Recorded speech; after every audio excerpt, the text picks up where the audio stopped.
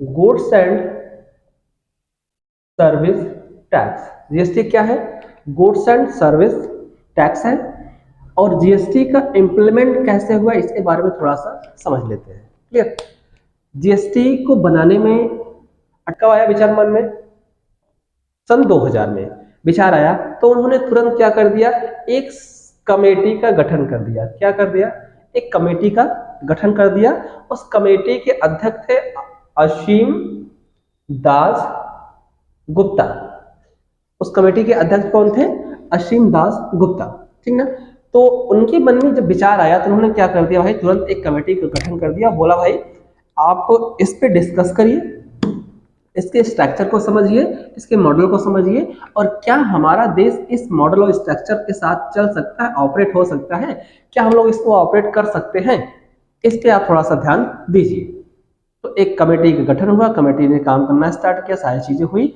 लेकिन जानते हो कि अगर किसी भी पुराने चीज को हटाने के लिए जो उसमें ढल चुका है, जो उसमें काम कर रहा है, प्रशासनिक लेवल, पॉलिटिकल इंटरफेयर, बहुत सारी चीजें होती है, तो वो होने के नाते ये कमेटी सही ढंग से काम नहीं कर पाई या सही ढंग से तुरंत उसका जवाब नहीं दे पाई, तो लंबा प्रोसेस हो गया, वो अंडर प्रोसेस हो गया। क्लियर?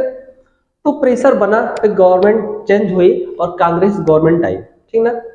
तो 2006 में कांग्रेस गवर्नमेंट आई और उस समय के फाइनेंस मिनिस्टर थे पी चिदम्बरम। फाइनेंस मिनिस्टर थे पी चिदम्बरम। तो जब गवर्नमेंट का विपक्ष का दबाव बना और गवर्नमेंट को भी समझ में आया कि नहीं, चीजें होनी चाहिए, तो उस समय के पार्लियामेंट सेशन में पी चिदम्बरम ने, फाइनेंस मिनिस्टर पी चिदम्बरम ने ये स्पीच दी, ये घोषणा की कि हम भी जीएसटी लेके आने का विचार कर रहे हैं और हम जीएसटी लेकर आएंगे। कब तक लेके आएंगे? तो हम जीएसटी लेके आएंगे भाई 2010 तक। कब तक लेके आएंगे? जीएसटी लेके आएंगे 2010 तक, हम जीएसटी लॉन्च करने वाले हैं। क्लियर?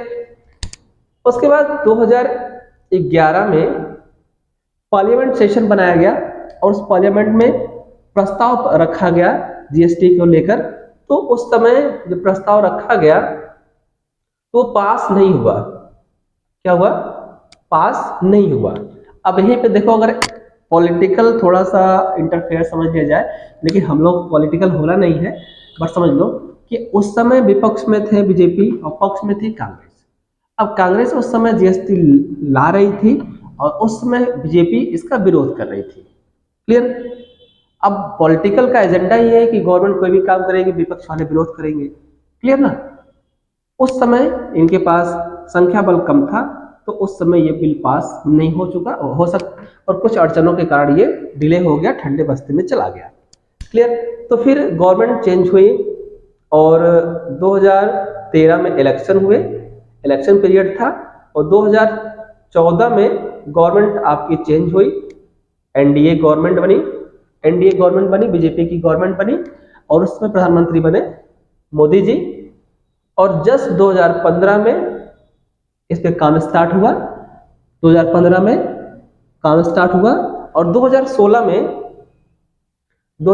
में री बिल इशू किया गया पार्लियामेंट में, फिर से प्रेजेंट किया गया, रिप्रेजेंट किया गया पार्लियामेंट के सेशन पर जीएसटी के अमेंडमेंट को लेकर, और जीएसटी के अमेंडमेंट को वहां से पास कर दिया गया क्योंकि मेजोरिटी ऑफ बीजेपी की थी, तो बिल को पास कर दिया गया। अच्छा देखिए, पहला ही काम जीएसटी का किया गया है, जबकि वही क्या हो रहा था, विरोध हो रहा था।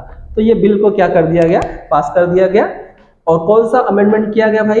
अमेंडमेंट किया गया 101 अमेंडमेंट किया गया। क्लियर? जिससे ओल्ड इनडायरेक्ट टैक्सेस को हटा दिया गया, उसके असर को हटा दिया गया और जीएसटी के लिए क्या हो गया, रास्ता क्लियर हो गया कि अब जीएसटी बनने के लिए तैयार है।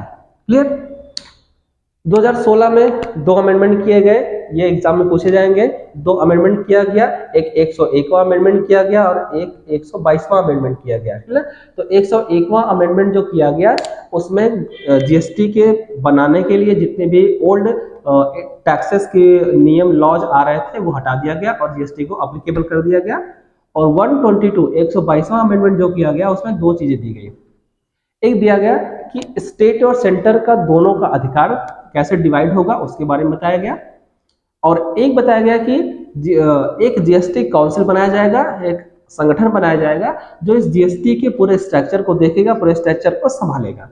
क्लियर। और उस जीएसटी काउंसिल में कौन कौन से मेंबर होंगे, कौन कौन क्या होंगे, वो अमेंडमेंट करके इसमें आपको बताया गया। क्लियर।